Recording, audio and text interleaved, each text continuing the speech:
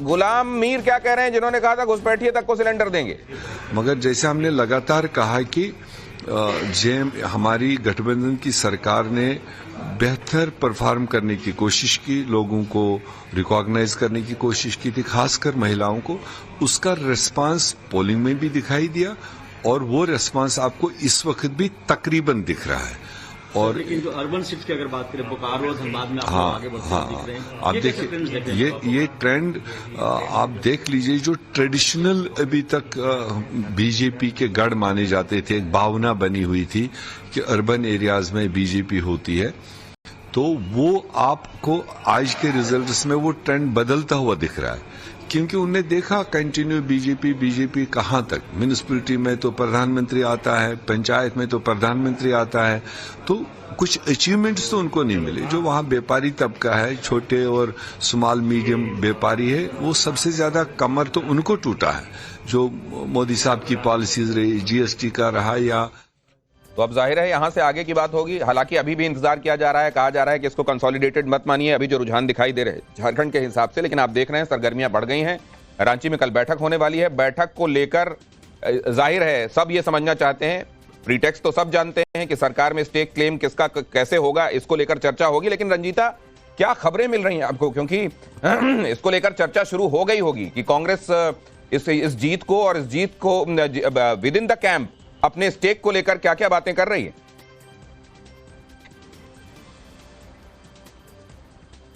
बिल्कुल, देखिए कांग्रेस के लिए थोड़ी बेहतर स्थिति जरूर बन रही है, क्योंकि झारखंड ने इज्जत बचा ली है। झारखंड में एक बार फिर गठबंधन की सरकार बनती हुई दिख रही है। कांग्रेस हालांकि एक बड़े भाई की भूमिका में नहीं, लेकिन हम कह सकते हैं कि कांग्रेस का प्रदर्शन जिस तरह का लग रहा था, लगभग उसी तरह का प्रदर्शन कांग्रेस झारखंड में करती हुई नजर आ रही है। महाराष्ट्र के नतीजे को लेकर जरूर निराश है। वायनाड की जीत को लेकर कांग्रेस में खुशी, क्योंकि प्रियंका गांधी वाड्रा अब संसद में दिखेंगी। झारखंड को लेकर क्या रणनीति है? कल विधायक दल की बैठक रांची में बुलाई जाएगी, इस तरह की खबर निकल कर आ रही है। वहीं जो 3 ऑब्जर्वर कांग्रेस ने नियुक्त किए थे अलग अलग राज्यों में, महाराष्ट्र में भी किए थे, झारखंड में भी किए, तो ऑब्जर्वर से अभी हमारी बातचीत हो रही थी। उन्होंने कहा कि क्योंकि आज पूरा दिन जो है वो रोक रहा हूं जरा, देवेंद्र फडणवीस देखिए लगातार फोन पर हैं।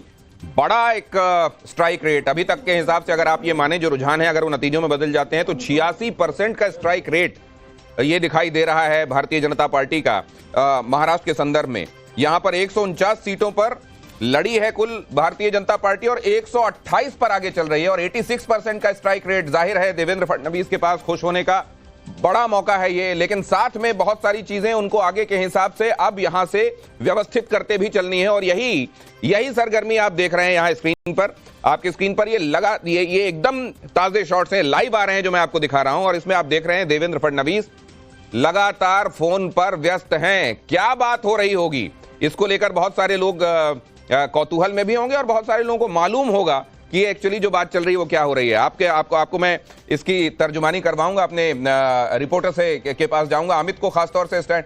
अगर अमित मेरे साथ जुड़े हुए हैं तो उनके पास मैं जाना चाहूंगा, लेकिन इस बीच शिवानी मेरे साथ जुड़ रही हैं। शिवानी के पास क्या अपडेट है, आइए उनके पास चलते हैं। शिवानी, बिल्कुल सीधी तस्वीरें आपको एकनाथ शिंदे के घर के बाहर दिख रही है। नरेश मस्के नजर आ रहे हैं मिठाइयां खिलाते कार्यकर्ताओं को, और साफ तौर पर ये महत्वपूर्ण तस्वीरें इसलिए भी है क्योंकि भाजपा के लिए ऐतिहासिक पल महाराष्ट्र में है, पहली बार इतनी बड़ी विजय। और एकनाथ शिंदे का स्ट्राइक रेट अगर आप देखेंगे तो लोकसभा में भी ज्यादा था और फिलहाल विधानसभा के जो आंकड़े सामने आ रहे हैं उसमें भी जो मिठाइयां खिलाने का सिलसिला है ये काफी ज्यादा बड़ा हुआ है। कार्यकर्ता जो है वो झंडे लेकर यहाँ पर मौजूद है और यहाँ पर आप देख सकते हैं कि पार्टी का झंडा लहराते हुए नजर आ रहे हैं। विजय मंत्र जो है वो लोगों को बांटते हुए नजर आएंगे। नरेश मस्के से मैं एक बार एक सवाल लेना चाहूंगी।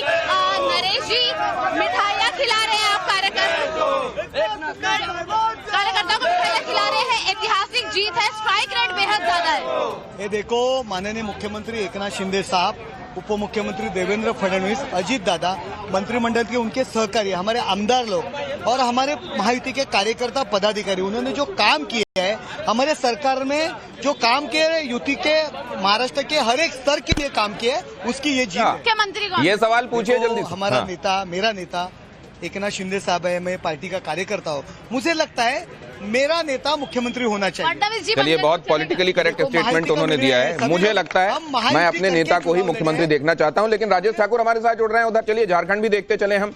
राजेश ठाकुर प्रेसिडेंट रहे हैं कांग्रेस के झारखंड के भीतर, तो वो इस स्थिति को कैसे देख रहे हैं? और वहां खास तौर से एक बात मैं आपसे जानना चाहता हूं कि कल्पना सोरेन का पीछे चलना, 4 मंत्रियों का जो रहे हैं अभी सरकार में, उनका पीछे चलना, क्या ये दिखाता है कि एंटी इनकम्बेंसी जबरदस्त रही है? वो तो एक सिंपैथी रही हेमंत सोरेन के लिए, जिसके चलते यहां पर स्थितियां आपके फेवर में दिखाई दे रही हैं। राजेश ठाकुर जी।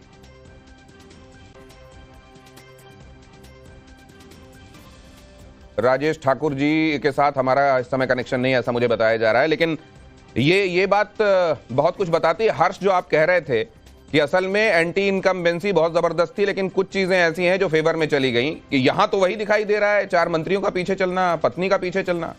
नहीं, झारखंड में शुरू से ही भारतीय जनता पार्टी का संकट ये है कि उसके आदिवासी नेता भी आदिवासी सीटों पर चुनाव नहीं लड़ना चाहते। आप संकट समझिए। तो चंपई सोरेन को सामने लाने का कोई फायदा नहीं हुआ। असल ये था कि चंपई सोरेन आ जाएं, कोल्हान बेल्ट में कुछ मिल जाए, सीता सोरेन आ जाए, तो शिबू सोरेन का जो आदिवासी वाला मसला है उसको हम थोड़ा सा डाइल्यूट कर सके, लेकिन वो हो नहीं रहा है। और भारतीय जनता पार्टी को ये आगे भी सोचना पड़ेगा कि गुजरात जैसे राज्य में वो आदिवासी मत ले लेते हैं, मध्य प्रदेश में ले लेते हैं, छत्तीसगढ़ का पूरा परिणाम बदल लेते हैं, झारखंड में आकर वो अभी भी आदिवासी मतदाताओं को भरोसे में नहीं ले पा रहे हैं, उसके बावजूद कि झारखंड में कोई सरकार बहुत अच्छी नहीं चली। हाँ, मैया सम्मान योजना, जिसको बार बार कहा जा रहा था कि जो दूसरे राज्यों में लोगों के हाथ में पैसे देने वाली योजना है, उस तरह की ये योजना चल रही है और वो असर करती थी। लेकिन मैं फिर कहता हूं, हेमंत सोरेन के खिलाफ जो भ्रष्टाचारी, जो गड़बड़ी किया, वो सब मामला चलाने की कोशिश की गई, जिस तरह से गिरफ्तारी हुई, जिस तरह से राजभवन में उनसे त्यागपत्र लिया गया, वो सब कुछ वहां के लोगों को बहुत ठीक नहीं लगा, ऐसा लगता है। तो ये अगर स्ट्रैटेजिक भूल है तो इसके लिए जिम्मेदार कैसे माना जाएगा अपनी जेस जी?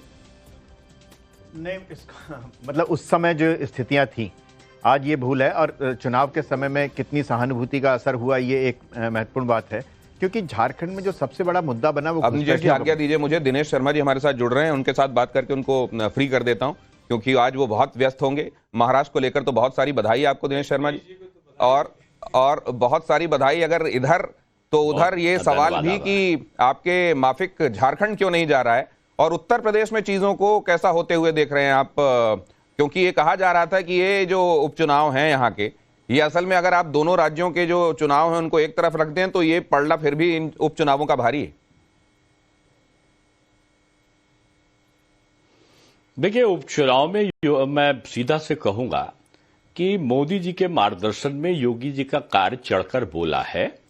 आदरणीय अखिलेश यादव जी का जो अहंकार था और कांग्रेस का जो दुष्प्रचार था, हाथ में संविधान लेकर आरक्षण खतरे में है, संविधान खतरे में है, उस झूठे दुष्प्रचार का दंड जनता ने इनको दिया है।